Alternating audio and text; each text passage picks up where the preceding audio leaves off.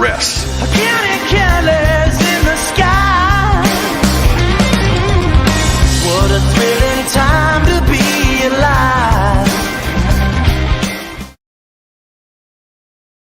What's up, everybody? It's Sunday. This is the Georgia Show. I'm Jake Rowe. He's Palmer Toms. We're from DawgsHQ.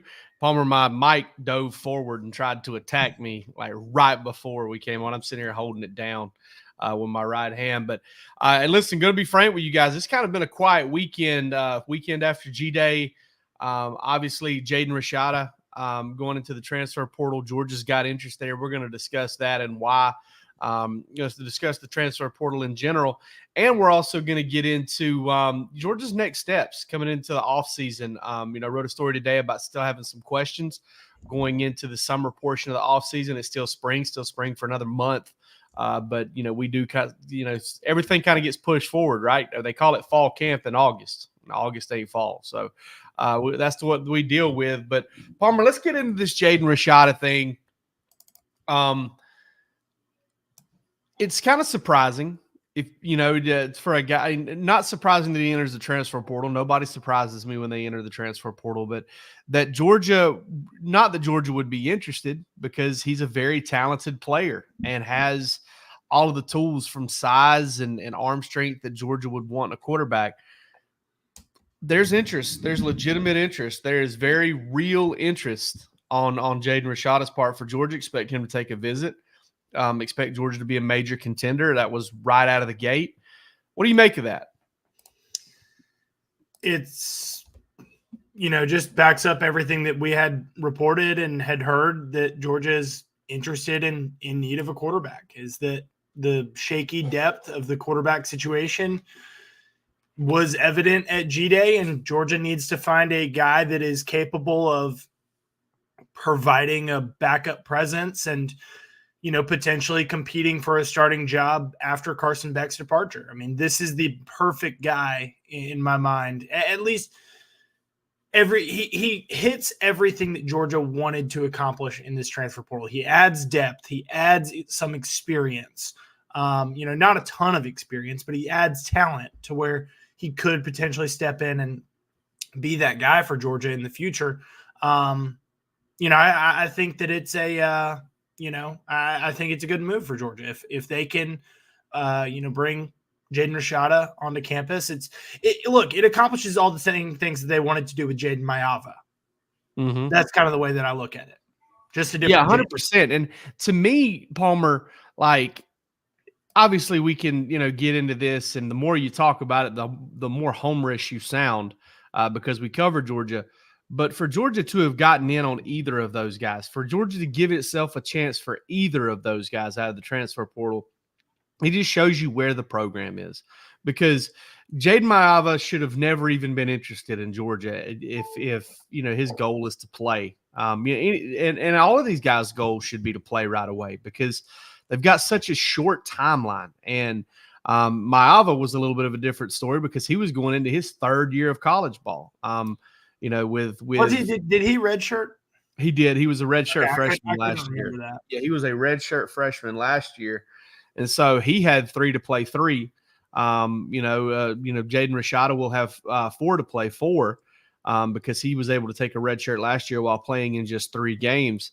But I also think too, there's I want to get to this question here real quick. Go ahead and knock it out. Bryson Flint says, any chance UGA gets in on Simeon Barrow Jr.? Word we're getting out of Georgia at the end of spring practice is that Georgia's not hot and heavy for a defensive lineman anymore. So that should tell you a little bit kind of about where things have been for Georgia on the defensive line. It's really quarterback's the main priority and maybe safety next. And but getting back to the quarterback thing, there's another side of this, and it's like want, don't want. There are fans who are like, hey, it's a good pickup. And some fans are like, no, this guy's too much drama.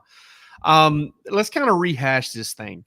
He flipped from Miami to Florida, presumably because there was a big NIL deal waiting for him. An NIL deal that I would take, I'll tell you that. There are a lot of things I'd do for $13 million, brother. I mean, there's just a lot of wacky stuff I'd do. So there's that. Then apparently Florida kind of had to renege on their promises for $13 million. He asked out of his letter of intent, was limited as far as option goes, chose to go play for Kenny Dillingham, a brand new head coach. Got a dog barking at my house. Get a Kenny Dillingham over at Arizona State, first-time head coach.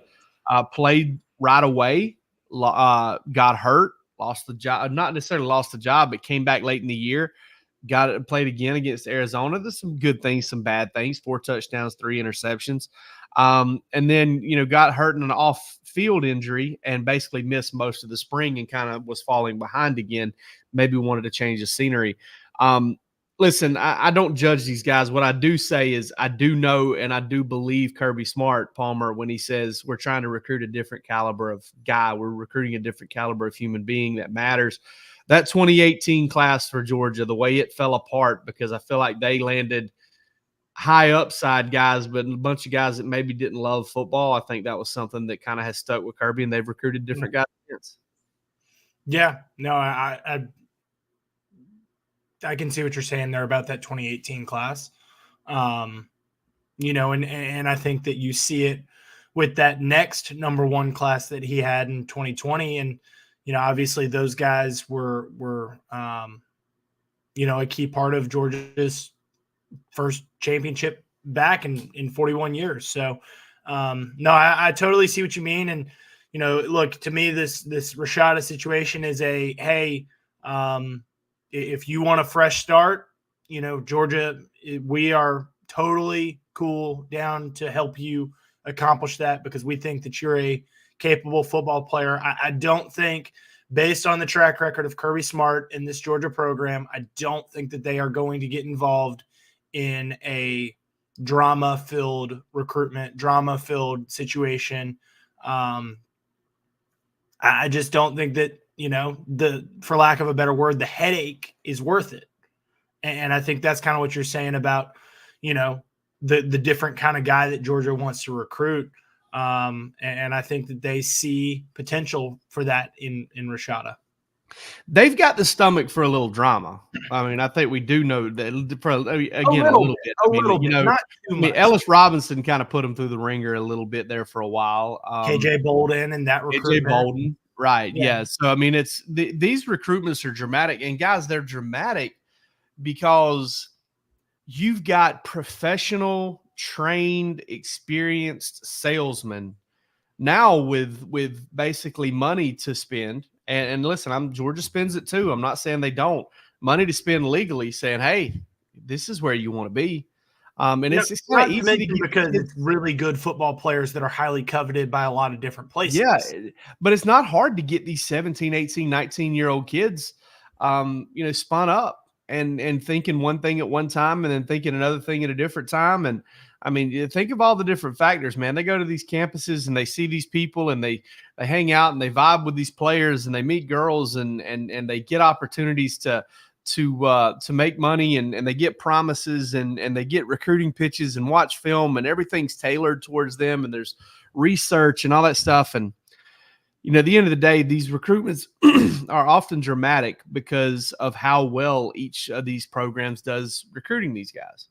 But I'm interested to see how this one plays out. At first the news was he was going to visit on Monday, which is a little puzzling because I know that Georgia has some coaches that would be involved with this recruitment who are on vacation right now, who are taking a little time off and deservedly so after spring practice before spring evaluation period kicks up. Now that's no longer the case, and it's probably going to be a situation where he visits Georgia next week. Just interested to see if that visit takes place. And, obviously it's a situation where he's not going to start at Georgia. But Palmer, does this, as you were thinking about, the Georgia quarterback situation and what our reports were that Georgia was going to take a quarterback, is this the type of guy you were thinking of? I mean, or did you have a different type of guy in mind? I don't really know what I had in mind, honestly, because the type of guy, it's a very particular, ask that Georgia was searching for in the transfer portal of somebody that is talented enough to potentially be a starter for this team in 2025 and come in and compete for that job, but also willing enough to sit behind Carson Beck. And so I probably wouldn't have circled Jaden Rashada as that guy. In all honesty there, I probably wouldn't have circled the guy that, NIL was a huge factor in his original recruitment. But, from a talent perspective, Jaden Rashada is absolutely a guy that if you can check all the other boxes, off the field, we know what you can do on the field. And, I think that that's the kind of guy that, again, going back to the Georgia and what it's looking for, if you can check those boxes, off the field and you're talented enough on the field, that's the kind of guy that Georgia would recruit. And Jaden certainly seems to be that guy from the initial reports. And, the interest both ways from Georgia and him in this relationship, in this pairing. But, to be quite frank with you, I probably wouldn't have circled Jaden Rashada as a guy. I think the only prerequisite you got to have is he talented enough to ever start for this football team? Yeah. That's the number one. Do you not see a willing – but I'm talking about have multiple years of eligibility because that's going to work itself out. The multiple years of eligibility is another thing too. But like the whole like willingness to sit, that's going to work itself out. Either you are or you aren't. You strike yourself or add yourself doing that. Tom Gross asked, would Gunner leave? As far as I know, man, Georgia has been very upfront and honest with everybody that they've recruited and everybody that's on the roster that they were going to add a transfer portal quarterback in the spring window. So that was part of it. Gunner told us that. I mean, we talked to Gunner at the end of spring practice, and he was asked about, hey, Georgia tried to go out and get a fourth quarterback in transfer portal in January. What were your thoughts on that? And he was like, heck, I would, if I was Coach Smart, I'd be doing that too, because he's been adamant about 4 quarterbacks. And, if you're a quarterback that's out there, why would you not want to come play at Georgia? So he's well aware of the fact that they've got 4. And I don't know that bringing in Jaden Rashada changes much for Gunner in 2024 because it doesn't change who's going to be Georgia's starter. Yeah. Georgia's starter is Carson Beck, and Gunner Stockton is looking at a backup situation. And whether he's a backup with Jaden Rashada or he's, a backup by himself or with Ryan Puglisi, I don't think it really changes much for Gunner in 2024. Gunner's situation now is how can he get better this season to compete for a starting job in 2025? Yeah, 100%. Tomahawk Dog, any thoughts he might be using UGA? I mean, there's always that possibility that he could be using Georgia to leverage more NIL money somewhere else. You just never know. And it's one of those things that obviously you have no way of, knowing anything about anything. But from what we understand and what we've heard thus far, there's legitimate interest in Georgia and there's legitimate interest from Georgia. There's a lot of mutual interest, as some people would say, somebody more concise than myself would say. Speaking of the transfer portal in general, it has not been the palooza we thought it might be. It has not been kind of the rat race we thought it might be. I was on board with everybody else who felt like it might be pretty crazy because we were entering kind of our first real test run of the the unlimited transfer type situation. Like, hey, guys can go again, and we are seeing some of it, right? We are seeing several guys. I saw another guy today, Houston receiver that transferred in from Wyoming, that is getting ready to transfer again without ever playing a game for his team. The Caden Proctor type thing. You got one in Penny Boone, running back from Toledo, who committed and transferred to Louisville, that Georgia has reportedly been in contact with. Yeah, Penny Boone. What a name. What a name, yeah. What a name. Sounds like a 17-year-old damsel in distress on a wild frontier somewhere back in the early 1800s. Penny Boone. If I'm not mistaken, Boone, he started his career at Maryland. He's from Michigan. So this would be a third transfer for him.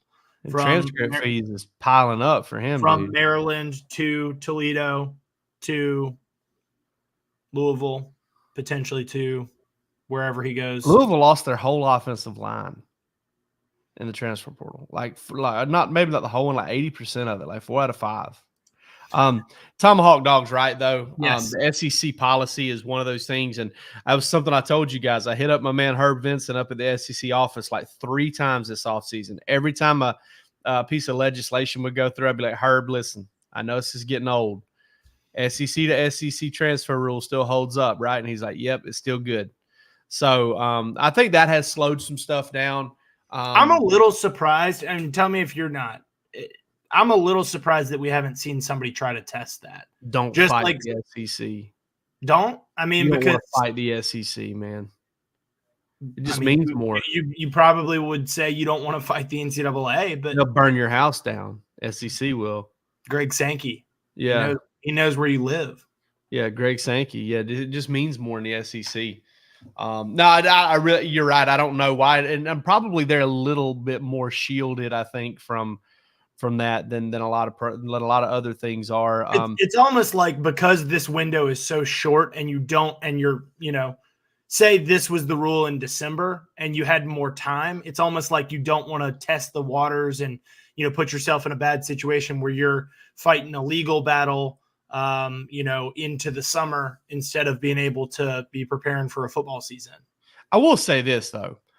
For those out there that are dismayed right now, like I get it. Like, I mean, you're kind of frustrated because I hate the multiple time transfer thing. I hate the one-time transfer thing and the combining it with NIL and all that stuff. It sucks. It really does. Like, I mean, it's all this unrestricted free agency, but I was talking to somebody about this the other day. If you're of the opinion, these kids just don't care, they're chasing a dollar. I'll say this, man, when that transfer portal window opened up for those Alabama guys and for those Washington guys and those Arizona guys, the amount of guys that stuck around, and I know plenty of guys entered the portal, but the amount of guys that stuck, I mean, I thought that there would be more players. If they didn't care, I felt like there would be more players who just entered the portal and waited until now so that their options would be completely open, right? Because as long as you get in the portal in that window, you go wherever you want and skip spring practice, But so many of those guys were like, all right, I'll stay right where I'm at and I'll go through spring practice, or I'll get somewhere as quick as I can and I'll go through spring practice, because I think it does really mean something to them. I know that they're using every piece of leverage that they've got, and in a lot of ways they're making up for lost time. I can't say that I'd be handling it a whole lot different if I was just making a ton of money and getting myself a head start on life. But I do think a lot of these kids really care about their development and getting better. Yeah, no, that is a good point. And I mean, you hear so many of these kids when they're going through their original recruitment, the importance of playing in the SEC, and whether they're from the Southeast or want to get to the Southeast or whatever, playing in this conference is so important. And I do think that SEC to SEC rule, that the prohibiting that in this window is certainly part of the reason why we haven't seen the craziness. Not that we haven't seen good players go in, but I don't think that we've seen – I feel very comfortable in saying we have not seen the same caliber of player going into the portal in this window than we did the previous one. So, Palmer, moving on to the next thing and next steps for Georgia into this offseason. I wrote a story today about the questions we still have after spring practice. Could be a question on that list, could be something else. What is your main concern question for Georgia going into this offseason? What do they got to figure out? What do they got to unwind? What do they got to do? Really throwing me on the spot here. You wrote the story. You're supposed to know everything. You're the UGA beat writer for DawgsHQ. No, I read your story. I do agree the health thing is certainly a big one. But you got to think that over the next couple of months, this team's going to get healthier. I would say, going back and watching G-Day, a couple of times this past week, picking through and watching highlights, I would say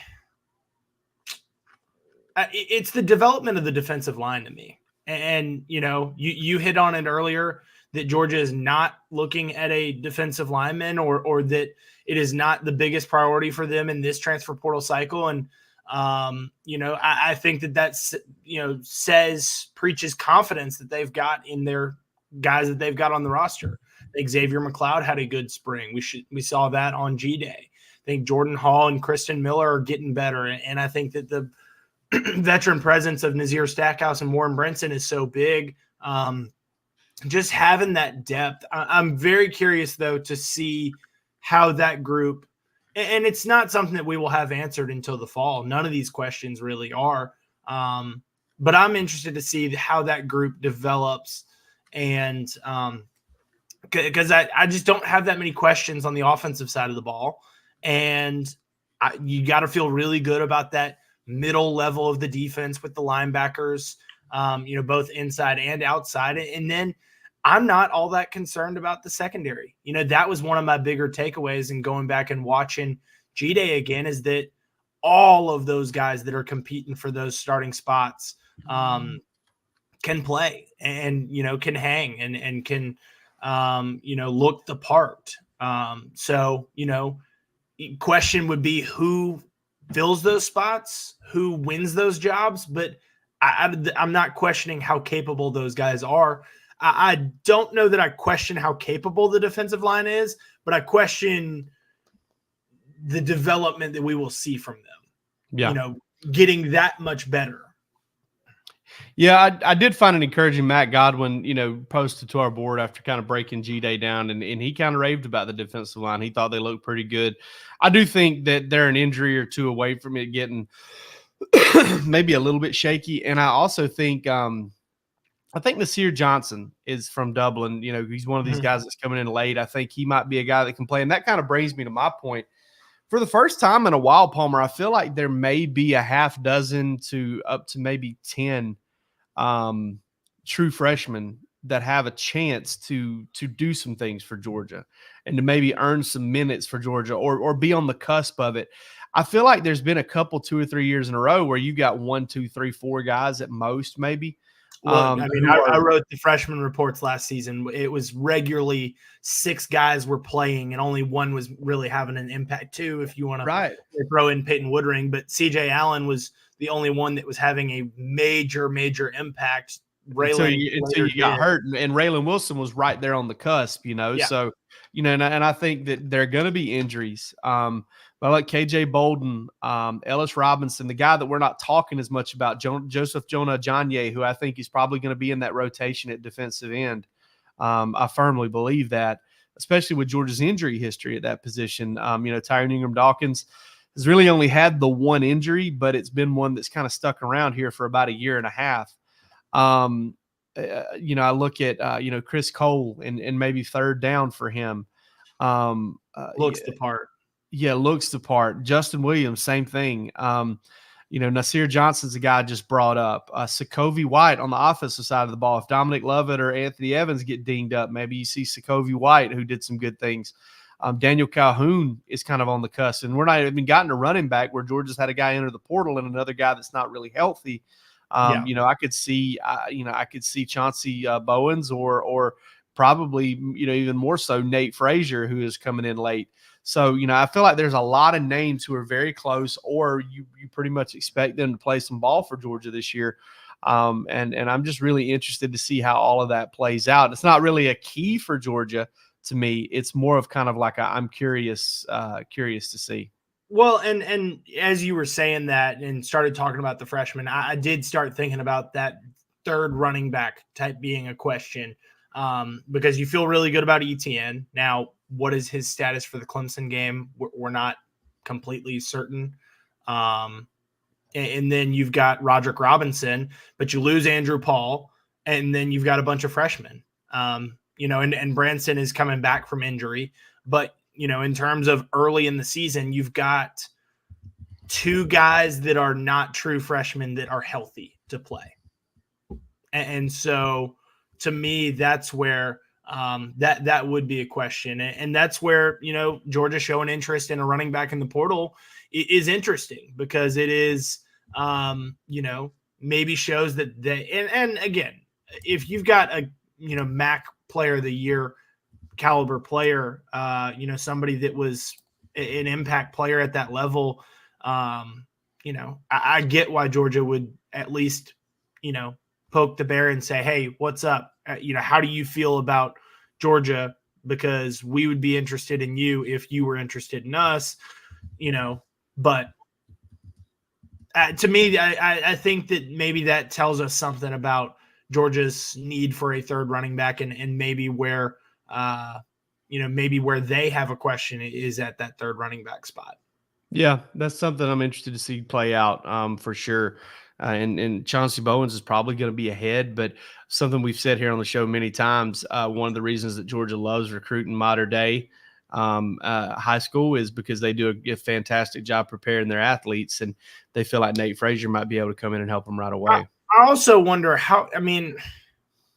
this may be naive of me, but I would imagine that running back is probably the easiest position to come in. Yeah, but when you start talking about pass protection and start talking about this totally get you on the field, like it's just not easy, like it's not something that DeAndre Swift had the luxury of, DeAndre Swift is pretty much, if I'm thinking back, is he the only like true freshman that really got, he's definitely been the most successful true freshman. Yeah. Because that next year, James Cook and Zamir White were true freshmen, and Zamir obviously got hurt in preseason camp. And Cook did some things, but he wasn't he was a gadget guy, kind of like DeAndre was. Well, and he was probably even more so of a gadget guy because he was behind Swift and Holyfield and Harrion as well.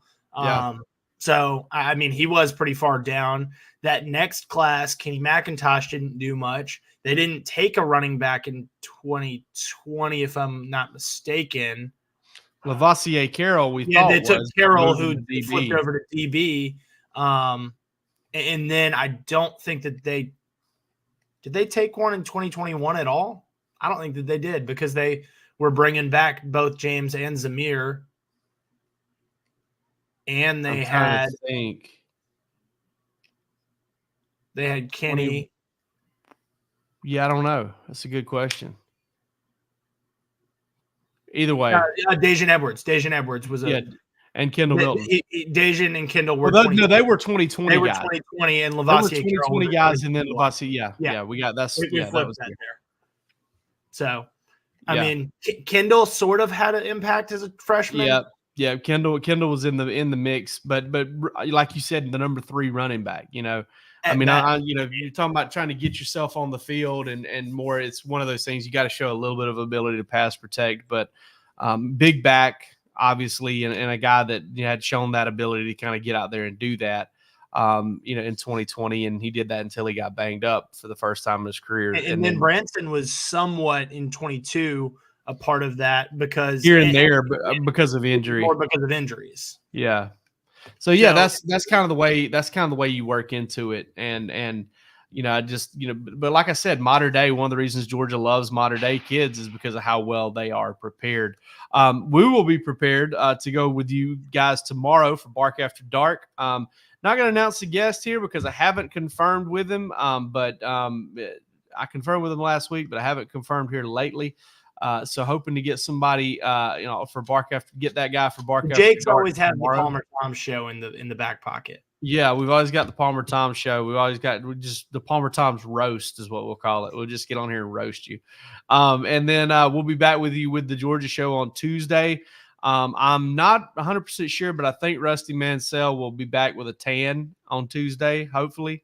And then Palmer and Jake Roos will be back with you on Thursday morning NFL draft for the NFL Georgia draft show. week. Yeah, I got the draft this week. So a lot of stuff going on. We can't wait to cover it with you. Can't wait to talk about it with you. But for this episode of the Georgia Show, I'm Jake. He's Palmer. Y'all take it easy.